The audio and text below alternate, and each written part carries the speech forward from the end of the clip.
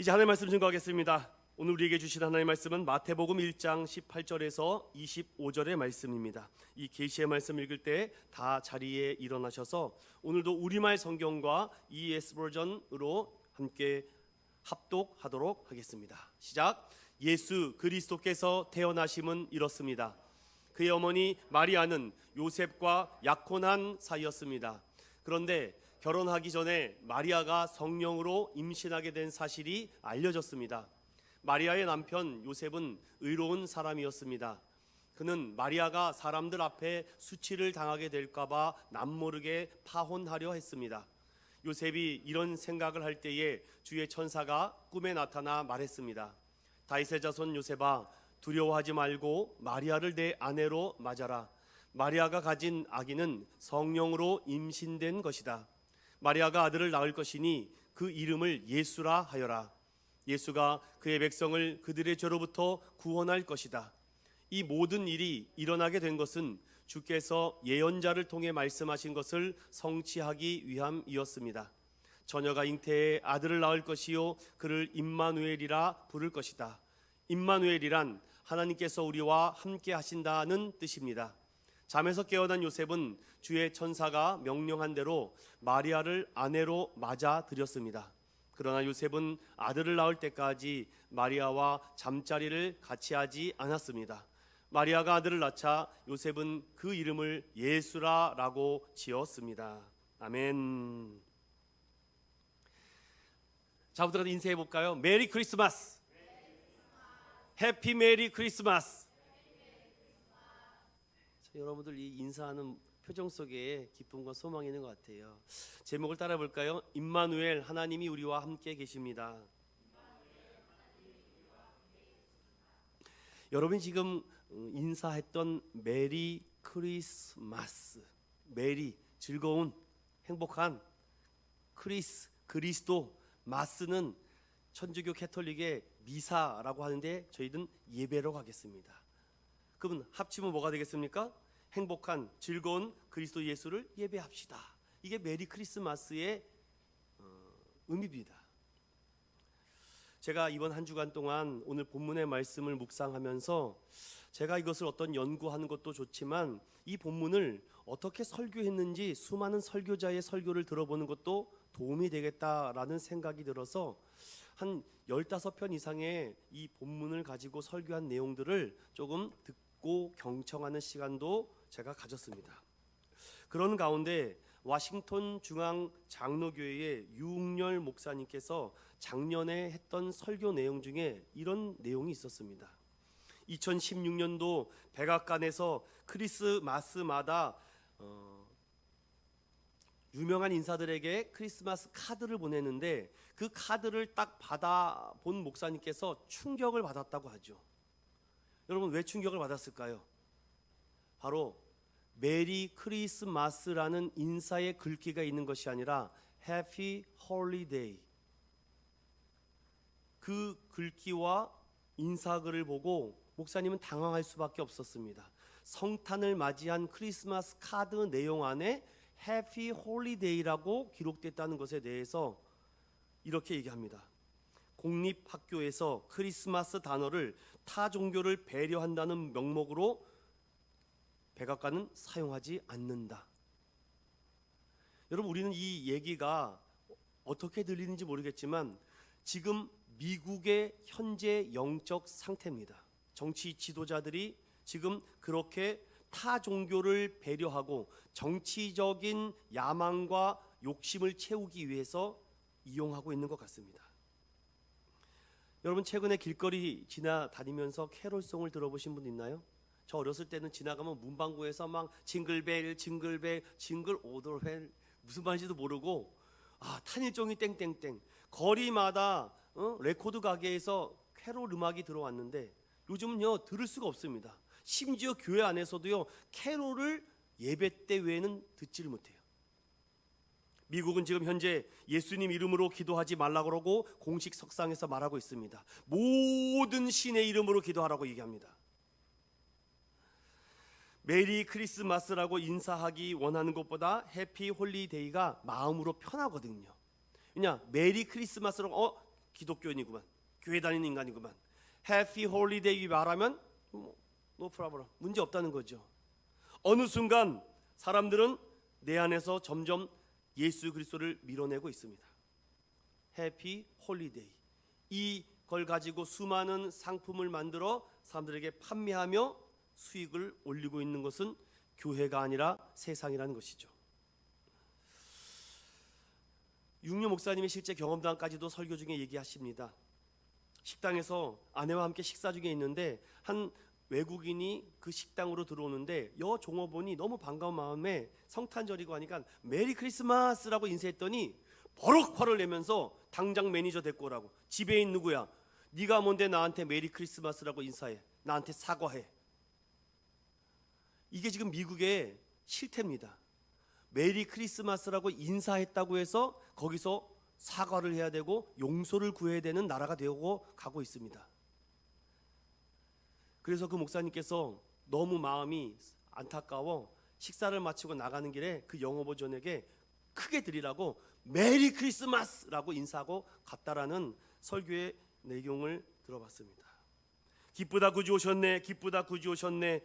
여러분, 하늘도 자연도 찬양하고 있는데, 만물의 하나님을 찬양하고 있는데, 하나님의 형상과 모양으로 지음받은 저와 여러분이 지금 예수 그리스도를 축하하지 못하고 주님의 탄생을 소리 높여 외치지 못하고 있다니, 여러분, 이것이 얼마나 더 슬픈 현실일까요?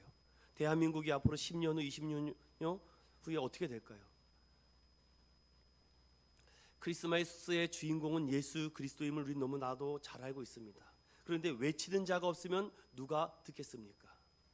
예수님께서 나귀를 타시고 예루살렘으로 입성했을 때 많은 사람들이 호산나 다윗의 자손 예수여 나를 구원하소서, 나를 구원하소서, 하늘에는 평하여 가장 높은 곳에서는 영광이다 라고 그렇게 외치고 있는데, 그 이면에 어떤 일이 일어납니까?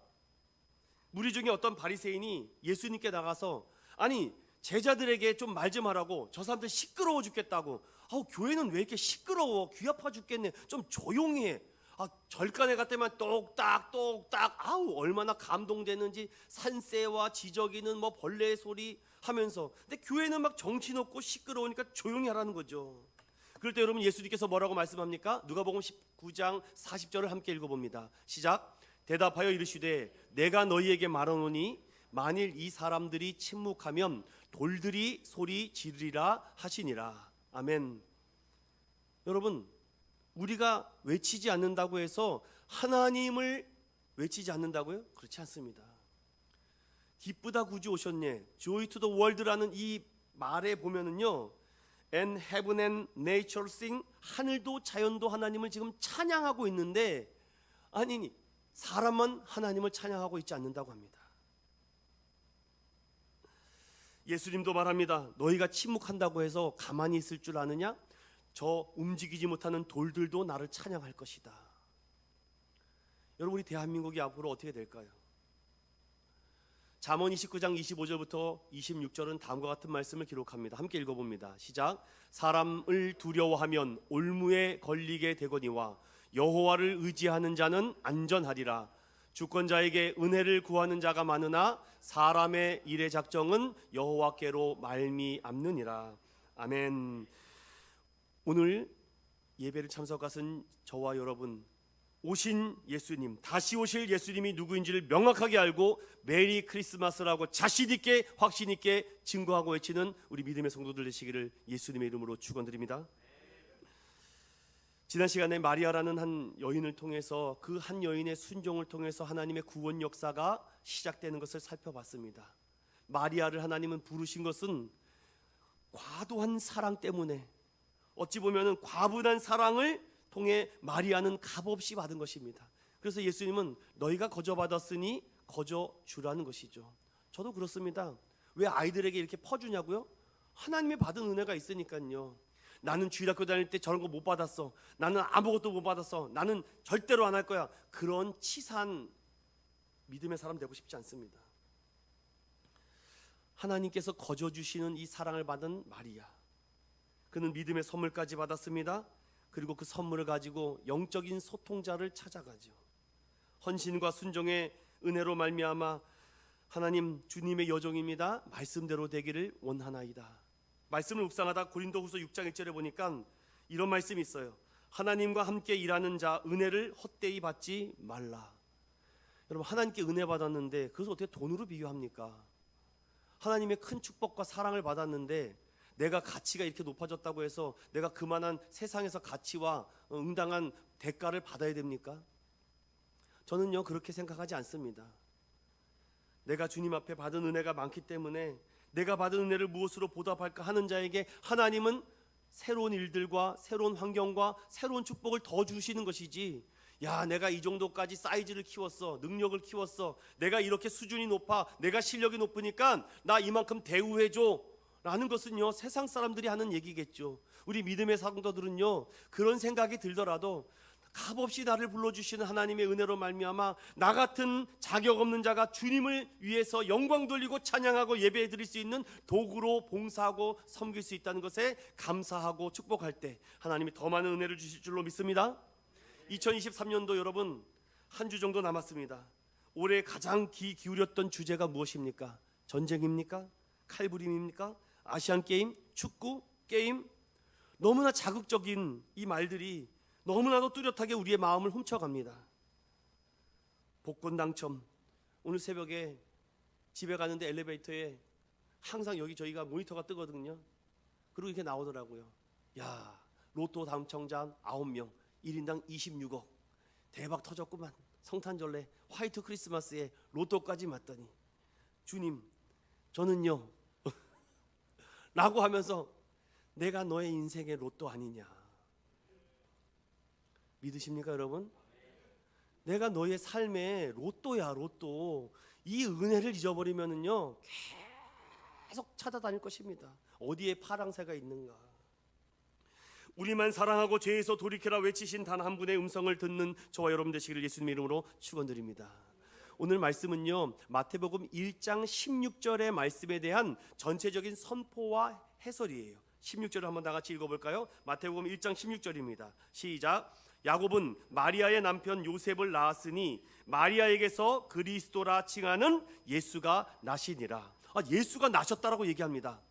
여러분, 이 마태복음은요 다른 복음서와 다르게 왕의 복음으로서 예수 그리스도의 신성과 그리고 왕대심과 또 믿음으로 구원받는다라는 얘기를 크게 5편의 장편 설교를 가지고 율법에 기초하여 기록한 말씀이 마태입니다. 여기서 말하는 마태는 예수님의 제자 세리장 마태였던 것이죠.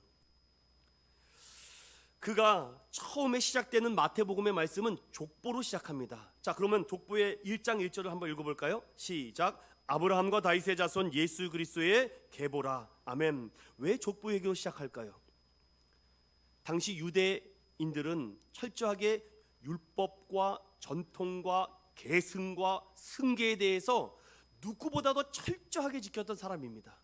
하나님의 율법을 너무나도 완벽하게 지키려고 그들은요 613가지의 긍정과 부정의 율법까지 만들어서 하나님을 높여드리려고 했죠. 하지만 그들이 예수를 부정하고 인정하지 않기 때문에 마태는 그들에게 접근할 수 있는 방법은 다른 방법이 아니라 이 율법의 조문과 모세의 율법을 가지고 하나님께서 어떻게 예수 그리스도로 말미암아 너희에게 찾아왔는지를 설명하기 위해서 이 마태복음의 족보의 얘기로 시작하죠. 그리고 나서 당황스러운 얘기가 시작됩니다. 자, 족보의 얘기로 시작했으면은 계속해서 율법과 전통에 대한 얘기로 정말 짜임새 있고 구조적으로 정말 설득되고 정말 이해될 수 있는 이야기로 계속 써 나가야 되는데, 아니 좋습니다. 17절까지는 그렇지, 오케이, 맞는 말이야, 오케이, 이해가 됩니다. 그런데 마태는 18절에 들어오면서부터 전혀 예상 밖의 말씀으로 그들에게 정말 큰 폭탄을 던지는 것 같습니다. 여러분 18절을 보십시오. 예수 그리스도의 나심은 이러하다. 자, 16절에 예수가 그리스도라 칭하는 예수가 마리아에게서 났다. 그런데 예수 그리스도의 나심은 이러하다. 뭔가 이상해요. 여러분이 만약에 책을 쓰는 저자나 작가라고 하면 이렇게 쓰면 안 됩니다. 이렇게 쓰면은요 말에 플롯이 안 됩니다. 기승전결이 안 맞는 거예요 지금. 왜냐? 그렇게 됐느냐, 뭔가 이렇게 자자자 뭔가 이렇게 돼야 되는데 갑자기 앞에 내용이 딱 절단되고 예수 그리스도의 나심은 이렇다라고 말하며 예수님은 성령으로 잉태됐다. 앞뒤가 안 맞아요. 말이 안 됩니다. 여러분, 마태가 이걸 몰랐을까요? 마태는 이 모든 사실을 알면서 오늘의 말씀을 18절부터 25절까지 우리에게 던져주고 있습니다. 오늘 그 말씀을 잠깐 살펴보려고 해요. 자, 우리가 지난 시간에 마리아에 대한 이야기를 들었습니다. 엘리사벳도 들었습니다. 그리고 오늘은 마리아의 실제적인 약혼하고 정혼한 남편 요셉에 대한 얘기로 등장합니다. 왜 요셉의 얘기를 등장시키는가? 예수의 혈통은 다윗의 혈통으로 와야 되기 때문에, 여러분, 그분이 누굽니까? 오늘 이 말씀처럼 요셉은 다윗의 혈통으로 오신 하나님의 언약된 인물이라는 것을 증거하기 위해서 말하고 있는데, 오늘 이 말씀을 제가 조금 풀어서 현대적인 의미로 바꿔보겠습니다.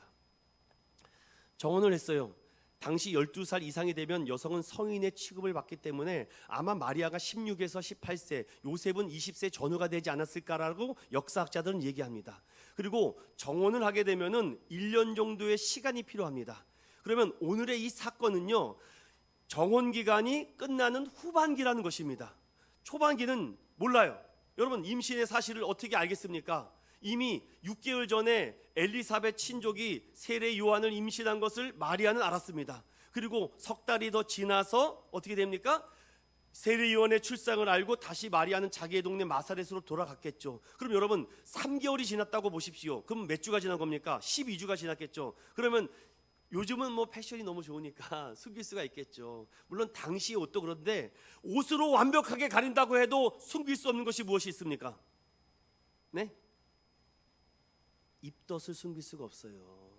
우리 아내도 보니까 그 12주에서 아주 15주 사이에 입덧을 얼마나 하든지, 그럴 때 남편도 같이 입덧을 해야 된다며. 그래서 제가 한번 따라 했는데 안 되더라고요. 그러니까 동일합니다, 여러분. 마리아가 후반기가 돼서 이제 데려오려고 딱 가는데 뭔가 신체적인 변화가 일어났습니다. 뭔가 이상한 느낌이 드는 거죠. 알고 봤더니 여인이 덜컥 임신했습니다. 부부관계를 갖지도 않았는데 요셉의 심경과 심정은 지금 어떨까요? 임신의 이유의 사실을 모릅니다. 마리아가 얘기해요. 천사 가브리엘이 나타나서 성령으로 잉태했대요. 이게 미쳤나? 모른 채 하기라도 했다가는 금방이라도 돌에 맞아 죽습니다. 신명기 22장 20절부터 보면은 부정한 여인은 돌에 맞아 죽는다라고 되어 있습니다. 우리는 18절을 통해서 이미 답을 알고 있습니다. 그가 성령으로 잉태됐다는 것을. 그러나 요셉은 몰라요. 자, 이 사실에 19절 다 같이 읽어봅니다. 19절 시작. 그의 남편 요셉은 의로운 사람이라 그를 드러내지 아니하고 가만히 끊고자 하여. 아멘. 여기 이 19절의 말씀에 그의 남편이라고 소개했다는 것은 법적인 부부라고 말하는 거죠. 근데 요셉은요, 어떤 사람이라고 되어 있습니까? 의로운 사람이라고 되어 있어요. righteousness. 그런데 ES 버전을 보니까요, 이거 한번 볼까요? 제가 찾아드려야 되겠습니다. 여러분 보이십니까? 너무 영어가 작아서 being a just man이라고 되어 있습니다. 이 해석을 의로운 사람, 의로운 사람. 그래서 저는요, 이 말씀에 왜 굳이 요셉을 의로운 사람이라고, 정의로운 사람을 우리가 알고 있는 그 한 단어가 아닌 being a just man이라고 기록을 했을까? 아, 이 요셉은 어떤 사람인가를 이 한 단어를 통해서 드러나고 있구나. 그의 인품과 그의 성품과 그의 영성에 대해서. 그래서 제가 수많은 주석서를 다 찾아봤습니다. 근데 그 주석서에서 가장 많이 저에게 설득되는 그 해석이 바로 이런 말씀입니다. 의로운 요셉은 율법과 문자에 따른 의로움을 뜻하지 않고 그 율법을 따라해 봅시다. 사랑의 계명으로, 사랑의 계명으로, 사랑의 계명으로 해석한 사람이다. 저는 이 말씀이 가장 적절한 해석이라고 봤습니다. 문자적으로 그만 끝내. 그런데 요셉은요, 의로운 사람이다. 여기서 내가 의롭다라는 것이 아니라 의롭게 살아가려고 하는 사람입니다. 빙이 되는 겁니다. doing이 아니라 being이 되려고 하는 사람이죠. 그런데 이런 사람은 어떤 사람입니까? 율법을 문자 그대로 지켜서 정말 칼 자르듯이 무 자르듯이 하는 것이 아니라 그 율법이 사람을 살리고 생명을 살리고 사람을 사랑하는 계명으로 그의 눈은 바뀌었다는 것이죠. 사랑 믿음의 성도 여러분, 그러한 눈이 우리에게 주어지지 않으면 절대 사람 살릴 수 없습니다. 절대로 생명을 구원할 수가 없어요. 내 마음에 사랑의 마음이 없는데 어떻게 율법과 법을 가지고선 따지고 묻죠. 당신은 나의 아내가 될 수 없습니다. 당신은 추하고 더럽습니다. 당신은 정말 가증스럽습니다. 어떻게 임신을 할 수 있습니까? 그런데 요셉은 그렇지 하지 않았습니다. 이 하나님의 계명을 또 곱씹어보며 사랑의 계명으로 바꾸고 있죠. 저는요, 이렇게 여러분들에게 좀 표현드리고 싶습니다. 요셉은 마리아를 진심으로 사랑했구나. 사랑의 힘은 인간의 이성과 지식을 뛰어넘는구나. 여러분, 동네에 뭐 마리아만 있겠습니까? 요셉도 명예롭고 인생이 앞으로 찬란한데 괜히 부정한 여인 취했다가 가문이 망하면 어떡하려고요? 잘못된 아내 들어와서 우리의 인생과 나의 앞길이 망하면 어떡합니까? 그럼에도 불구하고 저는 요셉이 진심으로 마리아를 사랑한 것 같아요. 왜냐? 그 사실을 알고 그가 가만히 끊고자 했다라고 되어 있어요. 성경에는 가만이라는 단어가 딱 2번 나옵니다. 헤롯이 가만히 동방박사를 불렀던 2장의 7절의 말씀과 오늘 요셉이 가만히 그 사실을 오두방동 떠지 않고 침묵하며 가만히 있었다는, 헤롯의 가만히는 사람을 죽이려고 비밀리에 작당하는 가만이고 요셉의 가만히는 사람을 살리려고 하는 가만입니다. 전 여기서 큰 감동이 있었습니다. 요셉은 어떻게 하고 싶어 했을까? 해결 방법이 없습니다. 그때 여러분 20절 읽어봅니다. 시작. 이 일을 생각할 때에 주의 사자가 현몽하여 이르되, 여기까지 봅니다. 여러분 얼마나 고민이 되겠습니까? 제가 만약에 요셉을 여기서 바꿔봤습니다.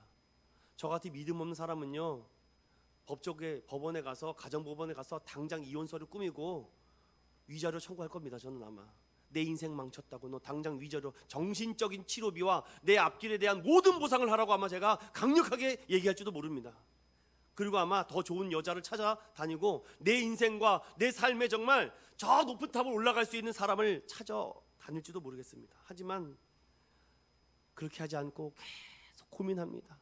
이제 빨리 집으로 데려와야 되는데 이거 어떻게 해야 되는가? 여러분, 이 일을 생각할 때라고 번역되어 있는 부분을 현대적인 언어로 제가 이렇게 바꿔봤습니다. 왜 우리 부부에게 이런 일이 일어난 거지? 왜 우리 인생에 이런 일이 일어난 것일까? 내가 뭘 그렇게 잘못했다고? 내가 뭘 그렇게 죄를 졌다고? 왜 우리 가정과 우리 부부와 나의 앞길에 이런 말도 안 되는 일이 벌어졌을까? 한 사람의 순종에서 시작된 하나님의 원대한 구원 계획은요, 한 연약한 인간을 통해서 하나님은 일하시고 있다는 것을 기억하는 저와 여러분 되시길 소망드립니다. 큰 교회 물론 하나님이 일하시겠죠. 하지만 하나님은 인천은연교회를 통해서도 일하실 줄로 믿습니다. 그 가운데 여러분을 통해서도 하나님의 비전과 꿈은 이루어질 줄로 믿습니다.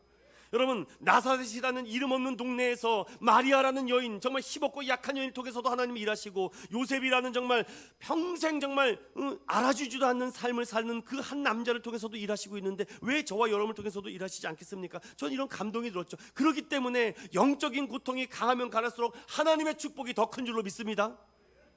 아픔이 큰 만큼, 어떤 시인은 이런 얘기를 하더라고요. 외로움이 기억되면, 잘 들어보세요, 외로움이 자꾸 기억되면 뭐가 된다고요? 괴로움이 된대요. 일리 있는 말 같아요. 외로움을 기억하지 마세요. 그래봤자 결론은 괴로움입니다. 하나님을 생각하시기 바랍니다. 이 일을 생각합니다. 하나님, 왜 우리 가정에 이런 아픔을 주십니까? 왜 우리 아내에게 부정한 이런 일이 일어납니까? 왜 나에게 이런 아픔을 주십니까? 나도 정말 평범하게 살고 싶습니다. 왜 나에게 이런 아픔을 주십니까? 왜 이런 나에게 정말 저주와 같은 일이 벌어집니까? 라고 말할 때 여러분, 저는 여기서 놀라운 하나님의 진리를 또 하나 발견했습니다. 주의 사자가 현몽했다. 주의 사자가 현몽했다. 무슨 말입니까, 여러분? 구약의 말라기 선지자를 통해서 내가 엘리야 같은 선지자를 보내겠다라고 말하고 하나님은 400년간 침묵하십니다. 말씀을 안 하세요. 그 가운데 마카비 왕조가 일어나면서 헤롯까지 오는 이런 과정 중에 400년 동안 이스라엘 백성들이 엉망진창으로 사는데도 말씀이 없으세요. 말라기 때까지만 해도 너희들이 그렇게 예배드리면 하나님께 혼난다, 그렇게 11조 드리고 그렇게 헌물을 하면은 하나님한테 혼난다, 그런 식으로 예배드리면 하나님이 가만두지 않겠다라고 마지막 말라기 사사를 통해서, 선지자를 통해서 그렇게 외쳤는데도 그들은 돌이키지 않습니다. 그리고 하나님은 침묵을 딱 해요. 그리고 나서 오늘 보십시오. 이 일을 생각할 때에 주의 사자가 400년의 침묵을 깨고 지금 말씀하십니다. 사랑하는 믿음의 성도 여러분, 여러분의 가정에 말할 수 없는 고통과 아픔과 근심과 걱정과 염려로 고민하고 아파하고 계실 때 성령 하나님께서 여러분의 가정에 그 침묵을 깨고 여러분에게 음성을 주실 줄로 믿습니다. 저는요, 우리 교회의 어둠의 사자와 어둠의 권세와 귀신과 역사하는 모든 것들이 우리가 주님의 말씀을 생각하고 주님의 성령을 생각할 때에 그 침묵을 깨고 우리에게 하나님의 능력으로 나타날 줄로 믿습니다. 저는요, 이 20절의 말씀에 예전에는 전혀 몰랐거든요. 이 일을 생각할 때에 하나님, 우리 교회는 왜 그렇습니까? 하나님, 나는 왜 그렇습니까? 하나님, 이 나라는 왜 그렇습니까? 왜 우리 부부는 왜 이렇습니까? 라고 아파하고 있을 때에 하나님은 그 아픔을 외면하지 않았어요. 하나님, 내 자녀는 왜 저렇습니까? 나의 인생은 왜 그렇습니까? 고통하고 부르짖을 때에 주님의 사자가 나타나 정말 귀한 복음의 소식을 우리에게 전달해 주는 줄로 믿습니다. 저는 그 음성을 들었어요.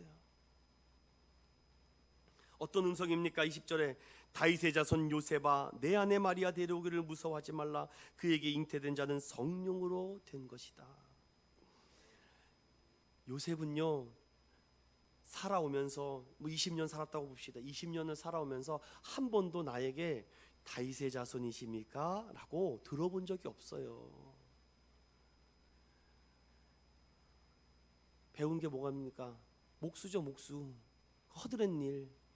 뭐 네가 하는 게 그런 거지, 뭐 잡일하고 허드렛 일 하면서 사람 대접 받았겠습니까? 그런데 잊고 있던 하나의 사실, 너는 다윗의 자손이야. 여러분, 오늘 저와 여러분들에게 이런 말씀을 전해주면, 사랑하는 원목사야, 너 모태신앙인이야. 너 아버지가 목사다. 정신 차려라. 이 음성이 안 들 때는 내 멋대로 사는 거죠. 뭐 모태신앙이건 뭐 아버지가 목사건 무슨 상관이 있습니까? 저는요, 오늘 이 단어 하나하나를 여러분들 정말 놓칠 수가 없어요. 왜 그냥 요셉아라고 불러도 되는데 다윗의 자손 요셉이라고 했을까? 여러분, 나중에 요셉이 어떻게 됩니까? 예수님의 아버지가 됨과 동시에 예수님이 다윗의 자손임을 확신하는 그 증거가 되지 않습니까? 다윗의 자손 예수야. 여러분도 모태신앙인이었습니까? 여러분, 믿음의 몇 대 가문이십니까? 아버지가 목사고 선교사입니까? 그 사실을 잊지 마십시오. 저는요, 더 중요한 것은요, 따라해봅시다. 나는 그리스도인입니다. 나는 그리스도인입니다. 이 사실을 잊어버리면은요, 그냥 멋대로 평범하게 살아갈지도 몰라요. 마리아 데려오기를 무서워하지 말라라고 얘기하는데, 여기에 다윗의 자손 요셉 내 아내라고 돼 있어요. 와이프라고 얘기하죠. 성경은요, 여러분들 기가 막힙니다. 한 절 한 절 한마디 한마디가 놓칠 수가 없어요. 아니, 아직 물론 약혼했기 때문에 아내지만 벌써 천사가, 하나님의 사자가 네 아내라고 이미 법적으로 때려버립니다. 여러분, 쾅 찍어버려요. 동작을 꽉 찍어버리는 거죠. 이거는 번복할 수 없는 문제입니다. 다윗의 자손 요셉아, 내 아내 데려오기를 무서워하지 말라. 그는 성령으로 잉태된 자다 라고 말하죠. 그래, 난 믿음의 가정이야. 지금도 나의 아버지 어머니가 나를 위해서 기도하고 있어. 그래, 나도 아버지 어머니의 기도처럼 우리 자녀들을 위해서 기도하는 엄마가 되겠어. 기도하는 아빠가 되겠어. 나 그래서 하나님이 맡겨주신 이 거룩한 직분과 하나님이 맡겨주신 이 거룩한 곳에서 하나님을 예배하는 자가 되겠어요. 여러분, 여기서도 예배자가 못 되는데 어디 저기 여의도 순복음교회 가면 예배자가 될 것 같습니까? 저는요, 여기서 신실한 예배자면 어디에 광야 모래판 한 곳에 갖다 놔도 그곳에서 참된 예배와 교회가 될 줄로 믿습니다. 성령으로 잉태됐대요. 성령으로. 다윗의 혈통이다. 얼마나 요셉이 감동을 받았겠습니까? 저는 여기서 큰 감동이 찾아와요. 사랑하는 원목사야, 네 할아버지도 예수 믿었지, 네 아버지도 예수 믿었지, 너도 예수 믿지, 네 아들도 예수 믿지. 네가 4대 가문이다. 그러니 잘 지켜나가야 된다. 신앙의 명문 가문이면 뭐합니까? 내가 정말 하나님을 떠난 삶을 살았다면 여러분들은요, 잘못된 길을 걸어가고 있습니다. 하나님을 믿는 사람이라면 하나님 믿는 사람답게 행동하고 실천하는 우리 믿음의 성도들 되시기를 소망드립니다. 제 기본이 뭐예요? 주일 성수죠. 하나님을 믿는데 주일 성수를 안 한다고요? 집에서 예배 드린다고요? 집에서 성경 보면 여러분 하나님이 찾아오십니까? 1세기 이후로부터 성도의 공동체 생활을 초대교회로부터 임명하셨습니다. 사도의 가르침을 따고 서로 떡을 떼고 교제하라고, 그리고 성만찬을 행하라고 하는데 1년 가도 성만찬을 참석하지 않아요? 그리스도인이 아닙니다. 드러난 그리스도인으로 살아가시기를 예수님의 이름으로 축원드립니다. 왜 하나님이 숨어 있다고 여러분도 숨으려고 하십니까? 숨어버리면 찾을 수가 없어요. 1년이 가도 교회 한 번 안 나온다? 드러나지 않는 그리스도인을 살고 싶다고요? 하나님은 그를 그리스도인이라고 말하지 않습니다. 우리 그리스도인은 하나님의 은혜를 받고 성령의 조명을 받고 그리스도 안에서 내가 빛을 입으면요, 그리스도의 빛의 갑옷을 입기 때문에 숨길 수가 없다니까요. 여러분, 이 뜻을 숨길 수가 있어요? 숨길 수가 없습니다. 그리고 뭐라 그럽니까? 아들을 낳으면 예수라 하라. 예수의 이름은 자기 백성을 그들의 죄에서 구원할 자라라고 말합니다. 여러분, 요셉은요, 다른 잡음을 듣지 않습니다. 여러분, 2023년도에 여러분을 괴롭혔던 수많은 잡음을 오늘 이 시간 제거하시기 바랍니다. 그리고 오늘 요셉이 들었던 것처럼 성령의 음성을 들어야 돼요. 본인이 성령의 음성을 들었다는데 말을 이렇게 하다 보면은요, 가짜 그리스도인이에요. 저한테 오세요. 내가 진짜 그리스도인인지 아닌지 제가 판별해 드릴게요. 오늘이라도 오십시오. 제가 성경 66권을 가지고 여러분들의 심령과 골수를 쪼개 드릴게요. 내가 진짜인지 아닌지를 내가 모르겠으면 목사들한테 와서 판별을 받으세요. 혼자 잘 믿는 척 해봤자 소용없습니다. 왜냐? 오늘도 요셉은요, 다윗의 혈통과 가문이지만 어떠한 잡음의 소리를 듣지 않고 오직 전능자 창조주 하나님의 음성만 듣습니다. 그것이 진짜가 되는 거죠. 그가 죄에서 구원할 자다. 그러면서 이사야 말씀을 가지고 얘기합니다. 보라, 처녀가 잉태하여 아들을 낳는다. 그 이름을 임마누엘 하라. 번역한즉 하나님이 우리와 함께 계신다라고 말합니다. 요셉을 잠들게 하신 것도 하나님이시고 그 잠 가운데 현몽하셔서 400년의 침묵을 깨시고 말씀하신 것도 하나님이시고, 그리고 그가 그 사자의 말씀을 듣고 어떻게 합니까? 여러분 24절 읽어봅니다. 시작. 요셉이 잠에서 깨어 일어나 주의 사자의 분부대로 행하여 그의 아내를 데려왔으나 25절 아들을 낳기까지 동참하지 아니하더니 나음의 이름을 예수라 하니라. 아멘. 사랑 믿음의 성도 여러분, 저는 오늘 이 말씀을 가지고 딱 3가지로만 정리해 드릴게요. 첫 번째로, 나에게 예수님은 누구신가? 오늘 요셉을 통해서 저와 여러분의 심령에 좀 깊이 각인하고 새겼으면 좋겠습니다.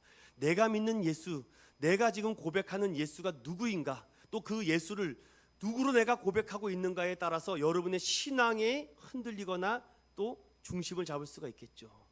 따라 봅시다. 첫 번째로, 성령으로 잉태되신 예수 그리스도다. 여러분, 예수님은 성령으로 죄 없이 천의 몸을 빌려 잉태되어 오신 예수님인 줄로 믿습니다. 박영성 원로 목사님께 설교 중에 이런 얘기를 해요. 기독교의 다름을 아십니까? 다른 신들은요, 그럴듯합니다. 왜? 우리가 믿는 하나님은 말이 안 되기 때문입니다. 뭐가 다르다고 생각하십니까? 다른 신들이 약속하는 것은요, 어느 정도 이해가 많이 됩니다. 뭐 나에게 뭐 공양 및 삼청석을 바치면은 아버지의 눈을 뜨게, 이거 뭐 일리가 되거든요. 이해가 돼요. 뭐 나에게 공덕을 쌓으면은 뭐 이렇게 되면은 108배를 하면은 3000배를 드리면 뭔가 나의 수준과 내가 알 수 있는 지식 수준에서 이해가 됩니다. 다른 종교는. 그런데 여러분, 제가 기독교에 대해서 말씀하는데 이해가 되신다고요? 그 신이라는 분이 부부관계를 거치지 않고 성령의 임신을 통해서 낳았대요. 이게 말이 됩니까? 그런데 예수님은요, 그렇게 잉태되어서 우리에게 오셨다. 기독교는요, 정말 힘들어요. 이해가 안 됩니다. 어렵습니다. 그런데 하나님은 뭐라고 얘기하십니까? 나는 네가 알든 모르든 일하지 않았던 때가 없다. 나는 계속 일하고 있다. 나는 너와 항상 일하고 있는데 네가 몰랐을 뿐이다. 주님 나라 들어가 봐야 아는 것이죠. 교회 안에 영적 어른들이 많아야 되는데 지금 교회에 성도들은 많은데 영적으로 성숙된 어른들이 없습니다. 놀라운 사실은 동정녀 마리아의 몸을 빌려 태어난 이 성육식 사건을 대한민국 그리스도인 중에 절반이 안 믿습니다. 교리적으로 대답해 드릴게요. 구원받지 못했습니다. 여러분, 동정녀 마리아의 잉태를 믿으십니까? 믿어야지만 우리의 죄가 발각이 됩니다. 이것을 믿지 않으면 내가 죄인이라고 절대 고백하지 않습니다. 시간이 많이 가서 충분히 말씀을 드리지 못하겠지만 주님께서 천의 몸으로 와야 될 이유는 우리의 존재를 알게 하기 위함이고 내가 죄인인 것을 알게 하기 위해서, 죄인된 우리를 구원하기 위해서 죄 없이 이 땅에 오시기 위해서 동정녀의 탄생으로 오셨다는 것입니다. 어찌 보면요, 다른 신들은요, 내가 마음만 먹으면 믿을 수 있어요. 그런데 기독교는요, 내가 믿고 싶다고 해서 믿어지는 것이 아닙니다. 왜? 우리는 이미 죄로부터 다 망했기 때문이죠. 사망이 뭡니까? 죽을 사체에 망할 맞자입니다. 죽어서 망했다는 것이죠. 한 사람도 빠짐없이 다 망했습니다. 성경은 우리는 다 양 같아서 길을 잃고 제 갈 길로 갔다. 그래서 하나님의 구원 계획이 성립되는데 고린도후서 5장 21절에 우리가 하나님 앞에 설 수 있는 이유가 있는데 따라봅시다. 예수 그리스도 때문이다. 죄 없으신 몸을 우리에게 오셔서 우리의 죄를 대속해 주셨기 때문에 그분을 믿음으로 말미암아 우리가 하나님께 나아갈 수 있다라고 얘기합니다. 그래서 하나님의 은혜를 받은 사람은요, 멈출 수가 없는 것이죠. 사랑 믿음의 성도 여러분, 부탁드립니다. 아니, 권면드리고 선포합니다. 종교인이 되지 마십시오. 예수 믿는 사람들이 되시기를 바랍니다. 성경은 성령으로 잉태되었다라고 말씀합니다. 내가 믿는 예수는 성령으로 잉태된 예수 그리스도이심을 믿으시기 바랍니다. 두 번째로 따라합시다. 구원자가 되시는 예수 그리스도. 예수님은 나의 구원자가 되십니다. 그런데 그 구원자는 어떤 분입니까? 오늘 성경처럼 자기 백성을 그들의 죄에서 구원할 자라고 말씀합니다. 자기 백성이래요. 여기서 보수 신학과 또한 진보 신학이 여기서 좀 갈라지는 부분들이 있는데 우리는 이미 창세전에 하나님께서 예지하고 예정했다, 예정론을 얘기합니다. 자기 백성을 이미 택할 자를 택해 놨다는 거죠. 그래서 저는 이렇게 항상 설교합니다. 하나님이 당신을 택하셨다면, 당신을 하나님의 자녀로 택하셨다면 하나님은 반드시 만나 주실 것이다. 하나님을 믿게 만들 것이다. 말 안 들면은 정말 다리라도 분젓히셔도 믿게 하실 것이다. 그런데 혹 당신을 하나님이 택하지 않았다면 모르겠습니다. 저는 하나님이 여러분들을 버리실지 모릅니다. 박광림 목사님의 설교를 듣다가 이런 말씀 하더라고요. 숨는 자와 참는 자가 있다. 하나님은요, 우리와 숨바꼭질 하신대요. 여러분 옛날에 숨바꼭질 해보셨나요? 꼭 술래가 됩니다. 저는. 그래서 자, 열 셀 테니까 숨어 하고서는 애들이 막 숨습니다. 그런데 눈을 돌고선 딱 뜨면요, 귀떡같이 다 사라져 있죠. 어디 숨은지. 그리고 찾습니다. 자, 찾는다. 그러면 벌써 숨어있는 사람은 어떻게 해요? 막 마음을 졸입니다. 막 나 들키면 어떡하지 막. 자, 나 찾는다. 머리카락 보일라. 꼭꼭 숨어라. 뭐 저만 해봤나 봐요. 다들 안 해보셨어요? 왜 이렇게 얼굴이 굳어 있어요? 그래서 막 찾아갑니다. 근데 저기 틈에서 신발이 보여요. 저기 틈에서 머리카락이 보입니다. 옷이 보여요. 어디 있는지 딱 걸리는 거죠. 그래서 살감살감 들어갑니다. 그래서 등짝을 한 대 팍 때리는 거죠. 찾았다! 그러면 여러분 걸린 사람은 기분이 어때요? 기분이 더럽습니까, 여러분? 걸리면은 아깝다, 더 잘 숨을 수 있었는데, 그러지 않을까요? 하나님은 그러신다는 거예요. 그런데 하나님은요, 숨어 계시는데 우리가 하나님을 간절히 찾고 간절히 부르짖으면 이렇게 삐끗 보이신대요. 이게 보이신다고 합니다. 발견되시는 하나님, 숨어 계시는 하나님인데 우리가 하나님을 간절히 찾고 간절히 부르짖고 간절히 찾아가면요, 전심으로 찾으면은요, 하나님은요 걸려주시는 것 같아요. 이 말씀이 역대하 16장 9절에 있는데, 여호와의 눈은 온 땅을 두루 감찰하시며 그에게 전심으로 찾는 자에게 발견되어 주신대요. 선견자 하나니가 유다 왕 아사에게 불안한 그에게 걱정하지 마라, 하나님은 발견될 것이다. 사랑 믿음의 성도 여러분, 구원하시는 예수 그리스도를 발견하시기를 주님의 이름으로 축원드립니다. 예수, 자기 백성을 그들의 죄에서 구원할 자라고 하죠. 우상화된 우리를 진짜 하나님이 있는 곳으로 여러분 찾기를 원하세요. 찾기 어렵죠. 여러분 순례가 돼 보십시오. 그런데 찾기만 하면요, 막 그 기쁨이 막 넘치는 거죠. 막 와, 찾았다. 얼마나 여러분 기쁘겠습니까?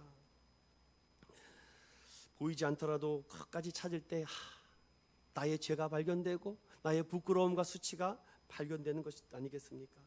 끝으로 따라해 봅시다. 임마누엘이 되시는 예수 그리스도.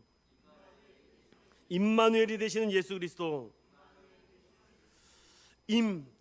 임은 함께라는 뜻이고, 누는 우리, 엘은 하나님이란 뜻입니다. 하나님이 우리와 나와 함께 계신다. 여러분, 시간이 너무 많이 가서 뒤에는 아예 하지를 못하겠네요. 여기서 마치도록 하겠습니다. 나머지 설교는 주님 나라 가서 듣죠. 중요한 것은요, 이 세 가지를, 내가 믿는 예수는 성령으로 잉태된 예수 그리스도구나, 내가 믿는 예수는 나의 죄를 구원하시는 구속주 예수 그리스도시구나, 내가 믿는 예수님은 나와 영원토록 함께 계시는 분이시구나. 이 세 가지를 여러분 가슴에 칵 믿고 살면은요, 흔들리지 않아요. 그래서 끝으로 이 부분하고 마치겠습니다. 고린도전서 15장 19절. 고린도전서 15장 19절. 이거는 찾으시고 여러분 체크해 놓으십시오. 고린도전서 15장 19절입니다. 함께 읽어봅니다. 시작. 만일 그리스도 안에서 우리가 바라는 것이 다만 이 세상의 삶뿐이면 모든 사람 가운데 우리가 더욱 불쌍한 자이니라. 아멘. 그러나 이제 그리스도께서 죽은 자 가운데서 다시 살아나사 잠자는 자들의 첫 열매가 되신 줄로 믿습니다. 사랑 믿음의 성도 여러분, 말씀을 마치겠습니다. 예수님을 안다는 것은요, 지식의 문제가 아닙니다. 따라해 봅시다. 존재의 문제다. 구원의 문제다. 여러분의 존재와 여러분의 구원이 임마누엘 되신 성령님, 임마누엘 되신 하나님께서 영원토록 우리 인천은연교회와 여러분의 가정과 사업과 일터와 자녀 위에 함께 하시기를 예수님의 이름으로 축원드립니다.